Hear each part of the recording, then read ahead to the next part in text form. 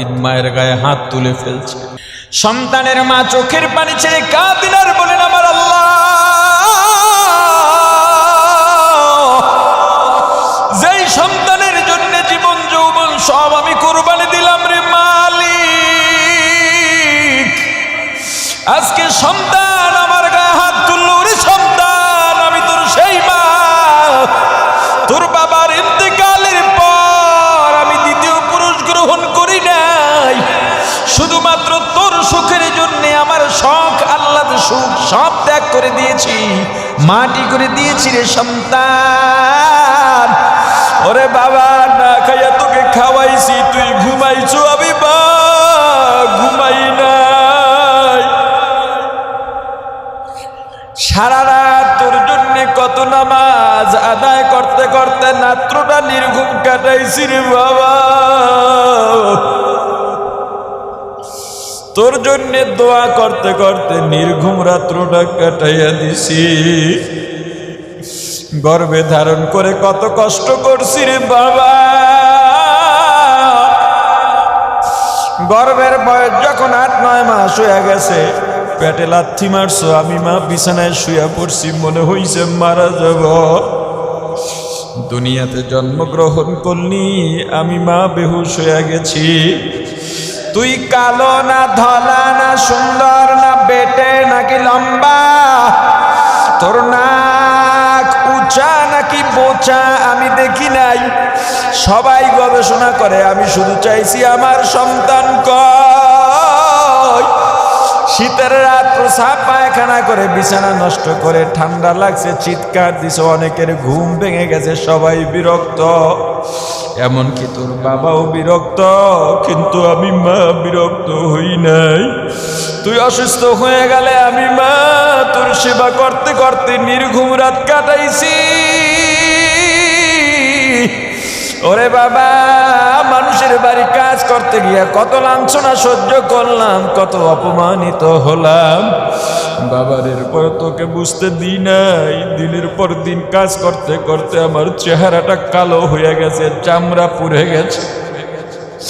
আজকে আমার গায়ে তুই হাত তুললি রে বাবা, আমি যদি তোর জন্য তাহাজ্জুদের দোয়া না করতাম আজকে মানুষ হইতে পারতি না।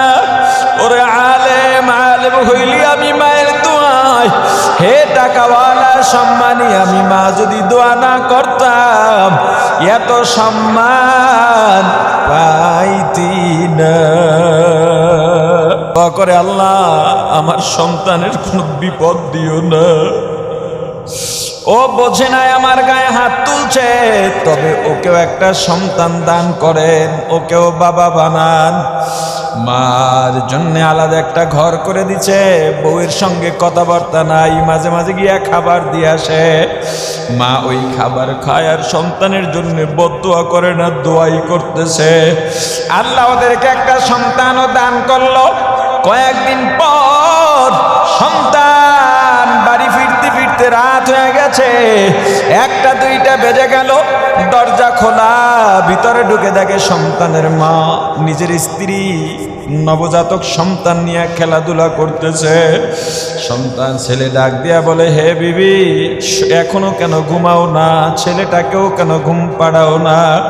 বিবি ডাক দিয়া বলে, স্বামী, সন্তানের মর্ম তুমি কি বুঝবা?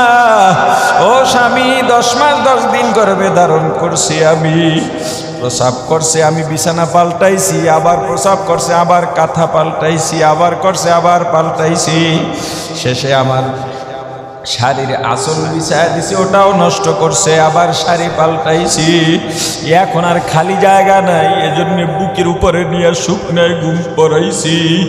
ওরে স্বামী, আমার সন্তানের জন্য দুনিয়াও ছাড়তে পারবো, তোমাকেও ছাড়তে পারবো, এই সন্তানই আমার ছেলে আর দেরি করে না, একটা দৌড় দিয়া মায়ের ঘরের দরজায় গিয়া দাঁড়াইছে।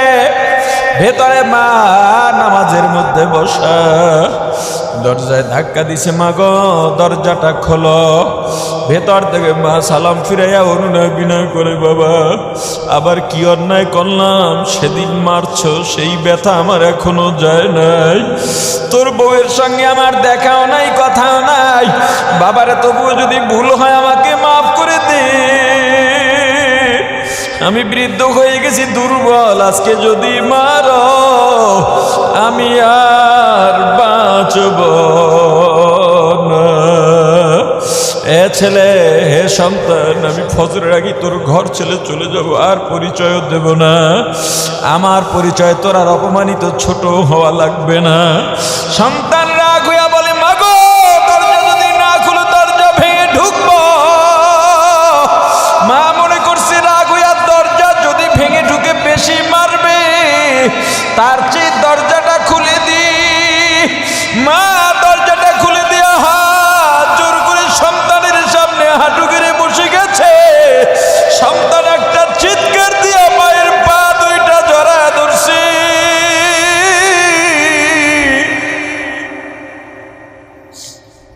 মায়ের দোয়া লও হে মুমিন, মায়ের দোয়া লও, মায়ের দোয়া লও হে মুমিন, মায়ের দোয়া লও। বিপদে পড়বে না তুমি যখন যেথায় যাও, বিপদে পড়বে না তুমি যখন যেথায় যাও। মায়ের দোয়া লও হে মুমিন, মায়ের দোয়া লও, মায়ের দোয়া লও হে মুমিন, মায়ের দোয়া লও। মা যখন দোয়া করে পৌঁছে যায় আরশ পরে। মা যখন দোয়া করে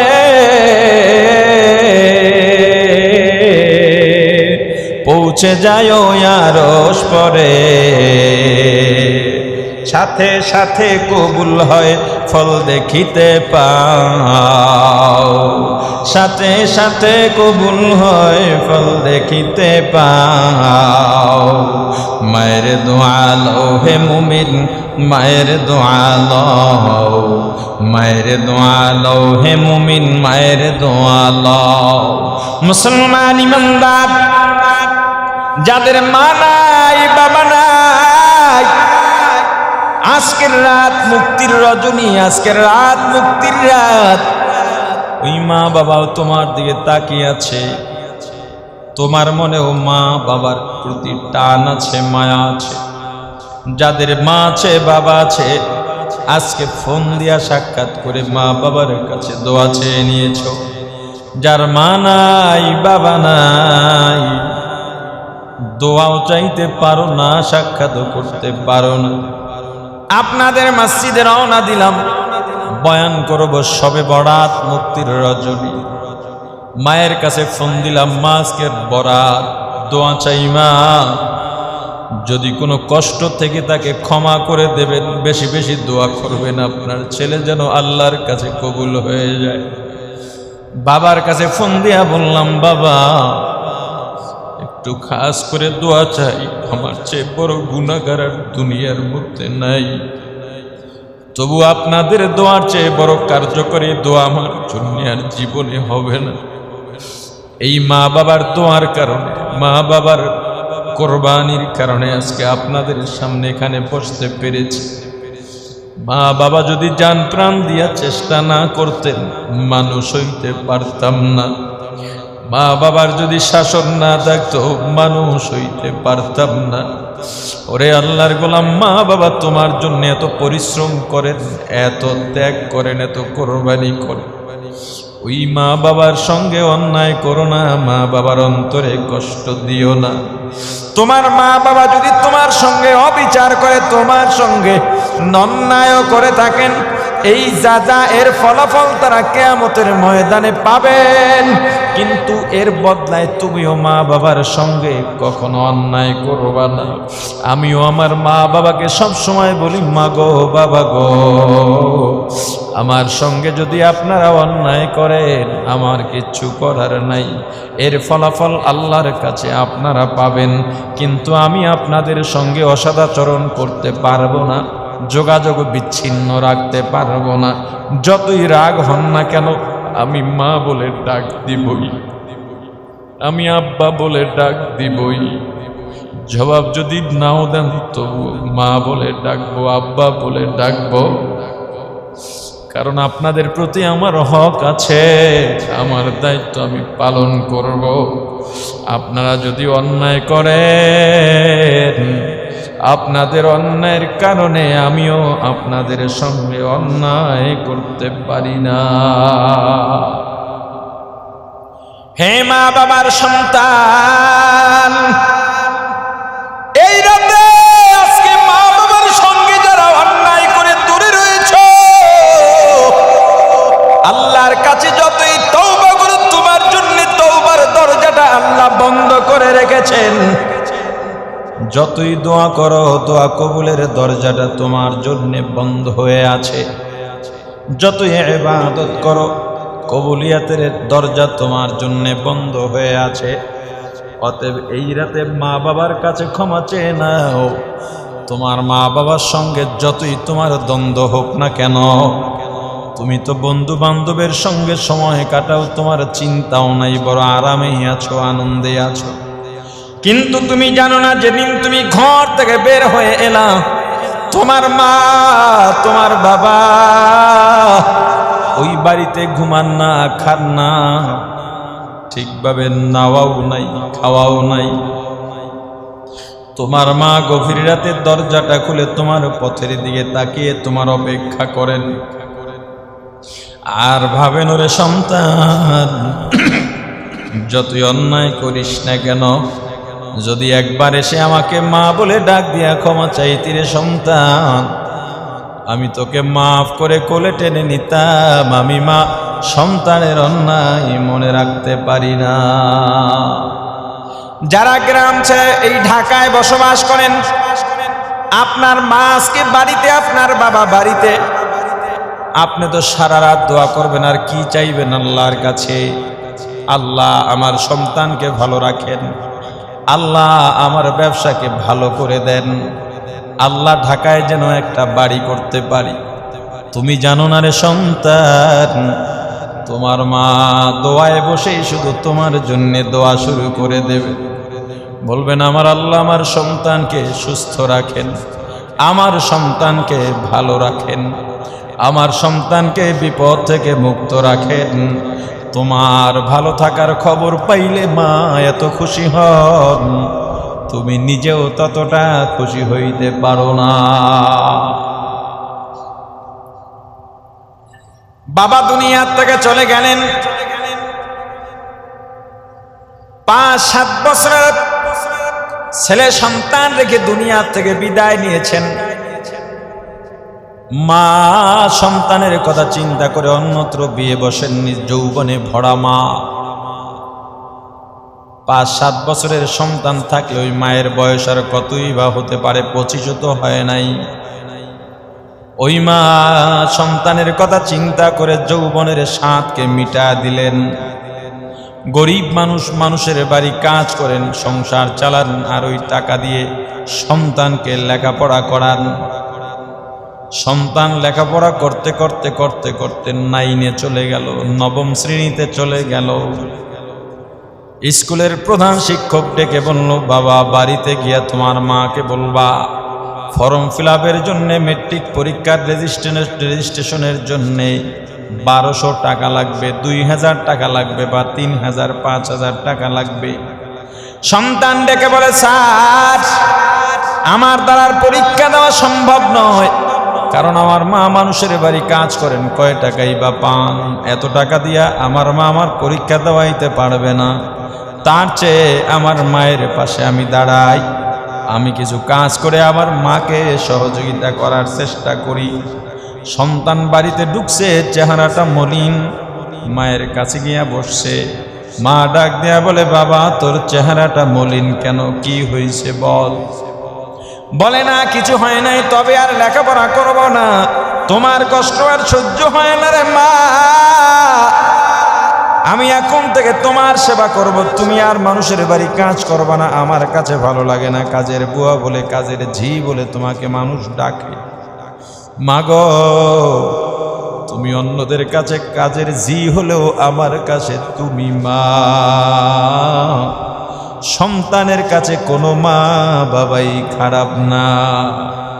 মা বলে, বাবা তোর কি হয়েছে আমাকে বল, দেখি সমাধান করতে পারি কিনা। সন্তান ডেকে বলে, মা প্রধান শিক্ষক বলেছেন আমার ফর্ম ফিল আপ রেজিস্ট্রেশনের জন্য 5,000 টাকা লাগবে।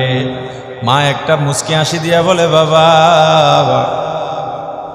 এই সামান্য কথাটার জন্য তুই এত অপেক্ষা কেন করলি, মুখটাও বা কেন মলিন? আমি যখন তোকে স্কুলে ভর্তি করিয়েছি তখনই আমি প্রধান শিক্ষক থেকে জেনে নিয়েছিলাম একটা সময় আসবে 4-5 বছর পরে বা 8-9 বছর পরে আপনার সন্তানের এত টাকা লাগবে পরীক্ষার জন্য। ওরে বাবা, তোর জন্য আমি টাকা জমায়ে রাখছি। সন্তান রাগ হয়ে গেছে, মা এত টাকা তুমি কেমনে জমাইলা? আমাদের খাওয়া দাওয়াই তো কষ্ট, ঠিকভাবে খাবারও জোগাড় করতে পারি না, এত টাকা তুমি কই পাইলা, কি করো তুমি বলো? মা রাগ হয়ে গেলেন, তুই কি তোর মাকে সন্দেহ করিস? বলে, মা তোমার এত টাকা তো পাওয়ার কোনো কথা না। তুমি কি চুরি করেছ নাকি অবৈধ পন্থায় টাকা জোগাড় করেছ? মা সন্তানকে থাপ্পড় দিয়া বলে, ওরে সন্তান, তোর জন্যে কত ত্যাগ করছি জানো আমি বলতে চাই নেই রে বাবা।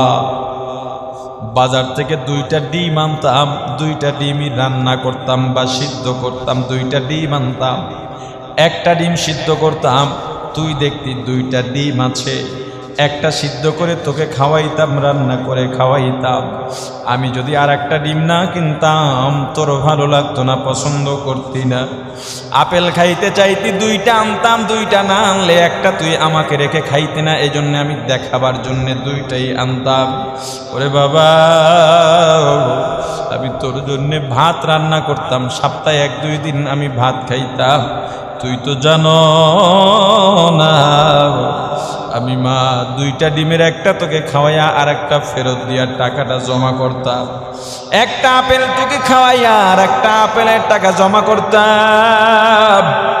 আমি ভাত রান্না করতাম তোর জন্যে, ভাতের মাত ভাতের ফ্যান আমি খাইতাম, তোকে ভাত খাওয়াইতাম রে বাবা। ঈদের সময় যত কষ্টই হোক না কেন তোর জন্যে নতুন জামা বানাইতাম। আমি পুরান কাপড়টা সাবান দিয়ে ধুয়ে আমি পড়তাম রে বাবা। এভাবেই তোর জন্যে টাকা জোগাড় করেছি। সন্তান পরীক্ষা দিয়া ভালো নাম্বার পাইয়া এলাকার মধ্যে সুনাম করলো।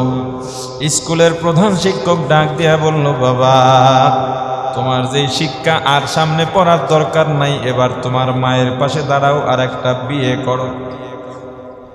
আমার এলাকায় ধনাঢ্য একটা মেয়ে আছে, বিয়ে করো। সন্তান বলল, মায়ের কাছে আলোচনা না করে আমি বিয়ে করতে পারবো না, কারণ আমার মাই আমার কাছে সব। মায়ের সঙ্গে আলোচনা করার পর বলে, বাবা কথা তো ভালো কথা, চাকরিও হবে, বউও হবে, সব মাই চায় সন্তানকে বিয়ে করা, টুকটুকে একটা লাল শাড়ি পরায়া টুকটুকে বউ বাসায় আনতে। কিন্তু বাবা আমি গ্রামের মানুষ, মূর্খ সূর্খ মানুষ, আমার শিক্ষা নাই, আমার ঘর নাই, বাড়ি নাই, ওই শহরের দামি পরিবারের ধনাঢ্য মেয়ে বাড়ি আনলে কি মানাইতে পারবো নি? সন্তান বলে, মা যেই বউ তোমার কথা মানবে না, তোমার খেদমত করবে না, আমার মাকে কষ্ট দেবে, ওই মেয়ে আমি কোনোদিন ঘরে আনবো না। সন্তান শহরের মেয়ে বিয়ে করলো।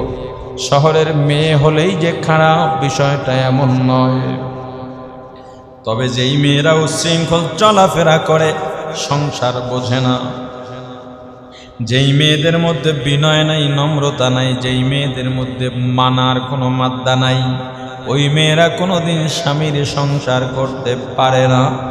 বিয়ে করার পর তাকায় দেখলো আমার স্বামী চাহিদা সম্পন্ন বউ, এটা চায় ওটা চায়, এটা দরকার সেটা দরকার, এটা তো সবসময় সন্তান মানে না, মায়ের সঙ্গেও বউয়ের মিল বনিবনা হয় না। বউ চিন্তা করলো আমার স্বামী শিক্ষিত স্বামী, তার মা মূর্খ মানুষ, গ্রামের মানুষ এখনো ঝি বলে তাকে ডাকে, কেউ সম্মান দেয় না। আমি তো শিক্ষা অর্জন করেছি, এলাকায় আমার কত দাপট, এলাকায় তো আমার শাশুড়িকে সবার সামনে দাঁড় করাতে পারবো না। কোথাও নিয়ে গেলেও সবাই মনে করবে এটা কাজের মহিলা, কিন্তু আমার স্বামী তো শিক্ষিত, তাকে স্বামী হিসেবে দাঁড় করানো যায়। অতএব এই শাশুড়ি থেকে আমার স্বামীকে আলাদা করতে হবে, প্রয়োজনে খরচ আমরা তাকে দিয়ে দেব, অথবা বৃদ্ধাশ্রমে পাঠিয়ে দিতে হবে। এই পরিকল্পনা করে দিন দিন সন্তানের কাছে অর্থাৎ স্বামীর কাছে মায়ের ব্যাপারে বদনাম বলা শুরু করে। প্রথম দিকে সন্তান না শুনলেও পরবর্তীতে শোনাও শুরু করে দেয়। ওরে আল্লাহর গোলাম, ওই মা বাবার ত্যাগ কত জানো?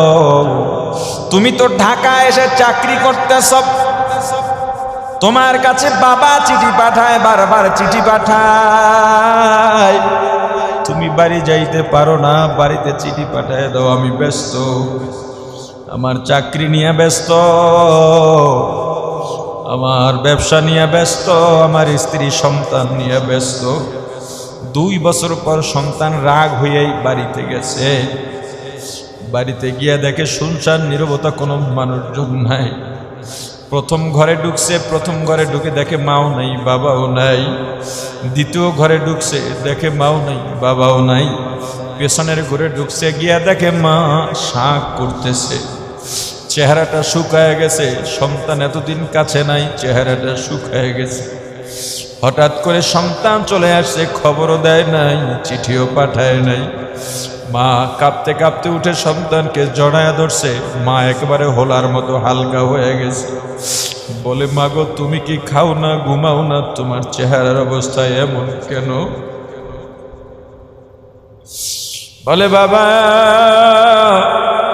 আমাদের খাওয়ারও কোনো স্টেশন নাই, খাওয়ার তরিকাও নেই, ঘুমের তরিকাও নেই। তোর বাবা আর আমি যখন প্রথম বিয়ে বন্ধনে আবদ্ধ হইলাম, কত জায়গা ঘুরে বেড়িয়েছি।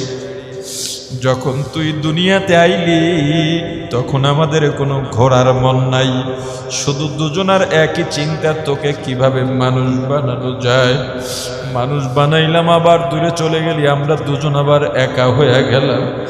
এখন আমাদের সে আগের মতো ঘোরার জায়গা না, আমরা দুজন কষ্ট করে এই বাড়ি আর উঠান, বাড়ি আর উঠান। বলে, বাবা কোথায়? কয়, গিয়া দেখ, উঠানের মধ্যে তোর বাবা বসা আছে। গিয়া দেখে বাবা উঠানের মধ্যে বসে আছেন, মাথা নিচু করে। সন্তান সালাম দিয়া পাশে বসলো। বাবা সালামের জবাব দিয়ে আর কোনো কথা বলেন না। আবার জিজ্ঞেস করে, বাবা কেমন আছো? বলে, আমি ভালো আছি। তুই কেমন আছিস? এটাও বাবা জিজ্ঞেস করেন না। সন্তান ডাক দিয়া বলে, বাবা তুমি কি আমার সঙ্গে রাগ হয়ে আছো? ওরে বাবা, এতবার চিঠি কি পাঠান লাগে? আমি ব্যস্ত, তোমরা জানো না। বাবা কি জবাব দিবেন? বাবা ডাক দিয়া বলেন, রে সন্তান, ওই গাছের মাথায় কয়টা কাক দেখা যায়? বলে, 5টা কাক। কিছুক্ষণ পরে আবার সন্তান বাবা বলে, বাবা ওখানে কয়টা কাক? বলে, 5টা কাক। আবার বলে, ওখানে কয়টা কাক? সন্তান এবার একটু রাগ হয়ে গেল, নিয়ন্ত্রণ নিয়ে বলে, ওখানে 5টা কাক। বাবা আবার বলেন, বাবা বলতো ওখানে কয়টা কাক? সন্তান এবার রাগ হয়ে গেছে। বাবা তোমার খামখেয়ালি আগের মতোই রয়ে গেছে, তোমার খামখেয়ালি যায় না। আমি বারবার বলি ওখানে 5টা কাক, তুমি আবারও কেন প্রশ্ন করো? দরজার মধ্যে সন্তানের মা দাঁড়িয়ে আছে, তাকে দেখতেছে সন্তান আর বাবার দৃশ্য। বাবা সন্তানের মাকে ডাক দেয়া বলে, অমুকের মা, আমাদের টেবিলের ড্রয়ারের মধ্যে সেই পুরাতন ডায়েরিটা একটু নিয়ে আসো। ডায়েরিটা এনে বাবার কাছে দেওয়ার পর বাবা সন্তানের হাতে দিয়ে বলেন, বাবা অমুক নাম্বার পৃষ্ঠা খুলে একটু পড়ো। সন্তান ডায়েরি পড়তেছে, আজ থেকে 25 বছর আগের তারিখ দেওয়া। বাবা লিখছে, আজকে আমার সন্তানের বয়স 2 বছর হলো। আমি উঠানে বসা আছি, আমার সন্তান আমার কাছে এসে বসলো। আমার কোলে চড়ে বলতেছে, আব্বু ও তাকি, কথাও ঠিকভাবে মুখে ফোটে নাই। আমি বললাম ওটা কাক। সন্তান আবার বলে, আব্বু ও তাকি। আমি আবার বললাম কাক। সন্তান বলে, আব্বু ও তাকি। আমি বললাম কাক। এভাবে আমার সন্তান 25 থেকে 30 বার জিজ্ঞেস করছি, একবারও বিরক্ত হই নাই, বরং আরো মজাই লাগছে। সন্তান চিৎকার দিয়া বাবাকে জড়ায় ধরে বলে, বাবা আমি বুঝি নাই, তোমাদের ত্যাগ না থাকলে আজকে আমি মানুষ হইতে পারতাম না, তোমাদেরকে ভুলেও থাকতে পারতাম না। মানুষ বানাইছ, কিন্তু তোমার মতো মহান হইতে পারি নাই রে বাবা, আমাকে ক্ষমা করে দাও।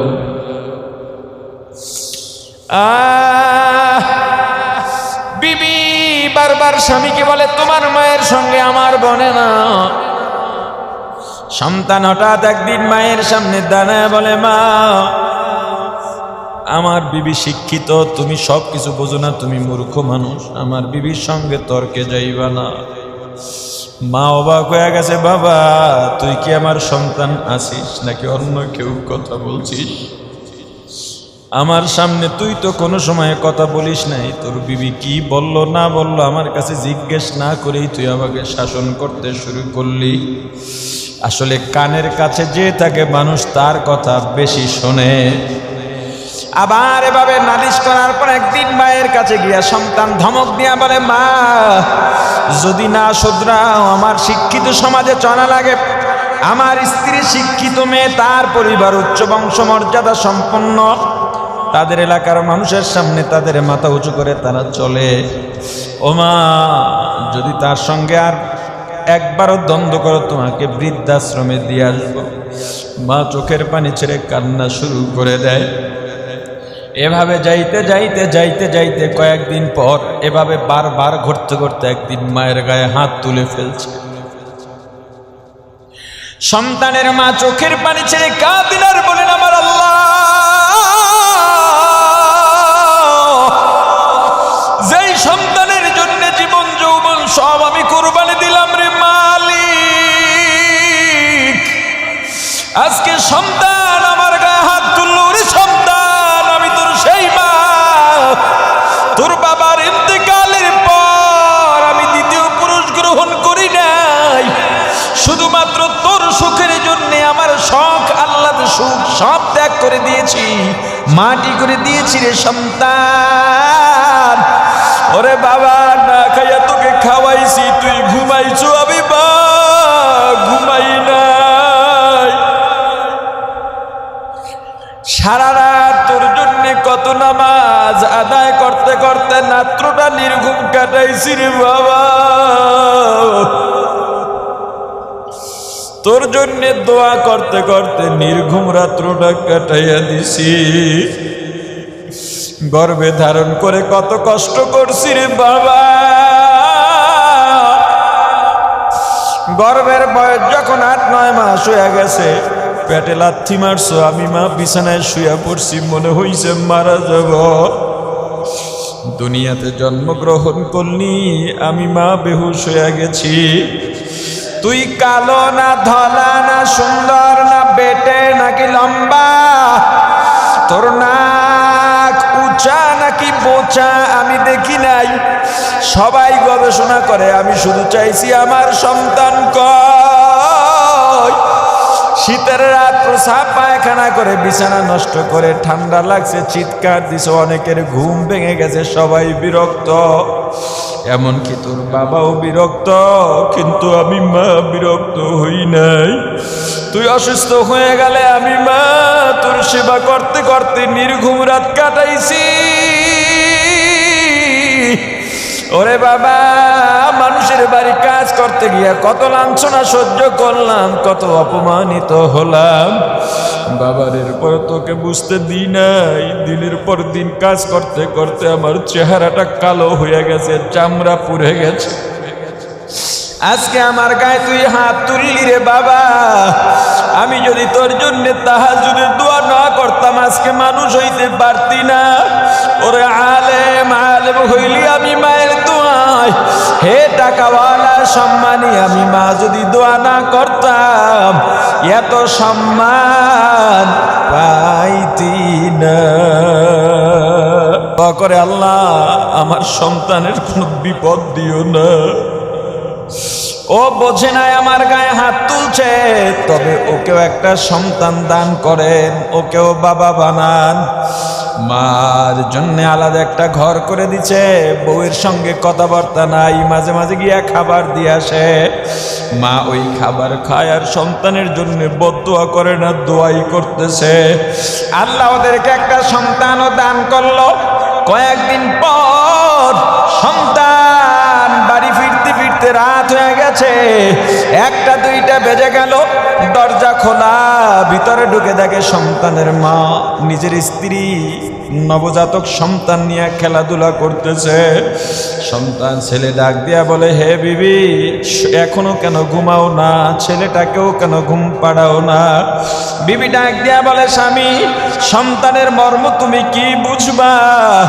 ও স্বামী 10 মাস 10 দিন গর্ভে ধারণ করছি আমি, প্রসাব করছে আমি বিছানা পাল্টাইছি, আবার প্রসাব করছে আবার কাঁথা পাল্টাইছি, আবার করছে আবার পাল্টাইছি, শেষে আমার শাড়ির আঁচল বিছায়া দিছি ওটাও নষ্ট করছে, আবার শাড়ি পাল্টাইছি। এখন আর খালি জায়গা নাই, এজন্য বুকের উপরে নিয়ে শুকনায় ঘুম পড়াইছি। ওরে স্বামী আমার সন্তানের জন্য দুনিয়াও ছাড়তে পারবো, তোমাকেও ছাড়তে পারবো, এই সন্তানই আমার সব। ছেলে আর দেরি করে না, একটা দৌড় দিয়া মায়ের ঘরের দরজায় গিয়া দাঁড়াইছে। ভেতরে মা নামাজের মধ্যে বসা, দরজায় ধাক্কা দিছে, মা গো দরজাটা খোলো। ভেতর থেকে মা সালাম ফিরাইয়া অনুনয় বিনয় করে, বাবা আবার কি অন্যায় করলাম? সেদিন মারছো সেই ব্যথা আমার এখনো যায় নাই, তোর বউয়ের সঙ্গে আমার দেখাও নাই কথাও নাই, বাবারে তবুও যদি ভুল হয় আমাকে মাফ করে দে। আমি বৃদ্ধ হয়ে গেছি, দুর্বল, আজকে যদি মারো আমি আর বাঁচব না। এ ছেলে, হে সন্তান, আমি ফজরের আগে তোর ঘর ছেড়ে চলে যাব, আর পরিচয়ও দেব না। আমার পরিচয় তোর আর অপমানিত ছোট হওয়া লাগবে না। সন্তান রাগ হইয়া বলে, মাগো দরজা যদি না খুলো দরজা ভেঙে ঢুকবো। মা মনে করছে রাগ হইয়া দরজা যদি ভেঙে ঢুকে বেশি মারবে, তার চেয়ে দরজাটা খুলে দি। মা দরজাটা খুলে দিয়া হাত জোর করে সন্তানের সামনে হাঁটু গেড়ে বসে গেছে। সন্তান একটা চিৎকার দিয়া মায়ের পা 2টা জড়ায় ধরছে।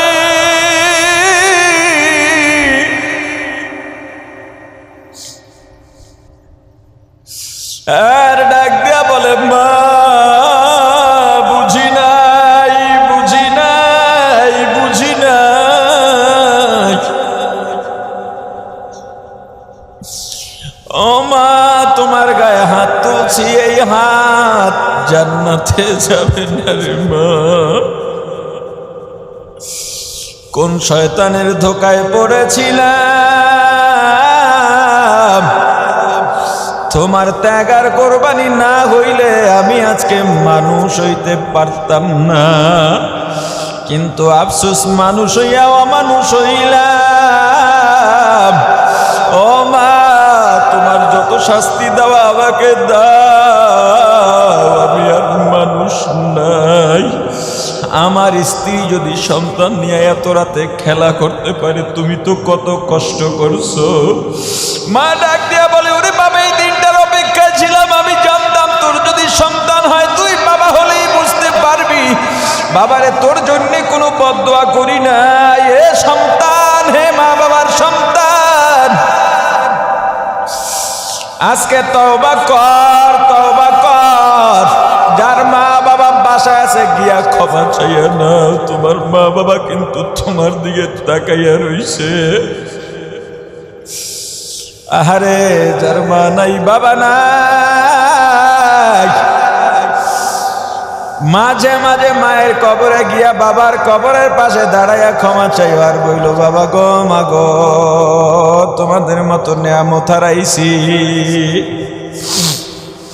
ও মা ক্ষমা চাবো তাই তো পারলাম না, সুযোগও দিলা না। এখন বুঝি মা নাই বাবা নাই, মা বাবার কি মর্ম। ও মা মাফ করে দিও, বাবা মাফ করে দিও। ওরে আল্লাহর গোলাম, যদি মা বাবার সঙ্গে অন্যায় করে থাকো, অবাধ্য হয়ে থাকো, আজকে রাতেও আল্লাহ তোমাকে ক্ষমা করবেন না। আল্লাহ আমাদের মাফ করেন। আল্লাহ এই রাতে আমাদের সমস্ত গুনাহগুলো ক্ষমা করে দেন।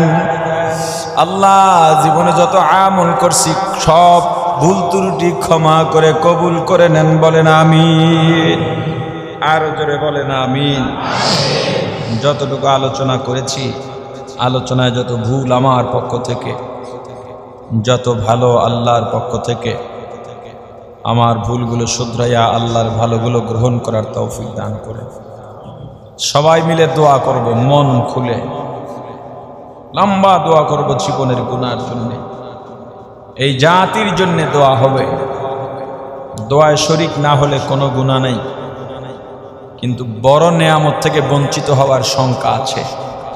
কারণ এখানে একজনের দোয়া কবুল করলেও তাকে উছিলা করে আল্লাহ সবাইকে মাফ করে দেবেন। ইবলিস চায় না আপনি দোয়ায় শরিক হন, কারণ ইবলিস জানে এখানে একজনের দোয়া কবুল করলেও আল্লাহ সবাইকে মাফ করবেন। ইবলিস বলে, তোকে নিয়ে যুগ যুগ ধরে আমি সাধনা করেছি, আর তুই একবার আমিন বলেই সব গুনাহ মাফ করে নিবি, এটা হয় না। চল আজকে আর দোয়ায় শরিক হওয়ার দরকার নাই। আমরা কি ইবলিসের চালে পা দেব? ইবলিসের ফাঁদে পা দেব? সবাই দোয়া করব, দোয়া হবে ইনশাল্লাহ। আজকে বয়ান যত কম হয় ততই ভালো। আজকে নিজে নিজে ইবাদতের রাত, নিজে নিজে ইবাদত করার দিন। বেশি বেশি নফল ইবাদত, জিকির, তেলাওয়াত, নামাজ, দরুদ শরীফ পড়া, এই চারটা আমলই আজকে করবেন। নামাজ, দোয়া, ইস্তেগফার, জিকির, তেলাওয়াত, দরুদ শরীফ, পাঁচটা। নামাজ, দরুদ শরীফ, জিকির, দোয়া, ইস্তেগফার, তেলাওয়াত, এই পাঁচটা আমল একের পর এক করতেই থাকবেন ফজর পর্যন্ত। ফজরের আগে আগে ঘুমাইয়া যাইবেন, জোহরের সময় উঠবেন।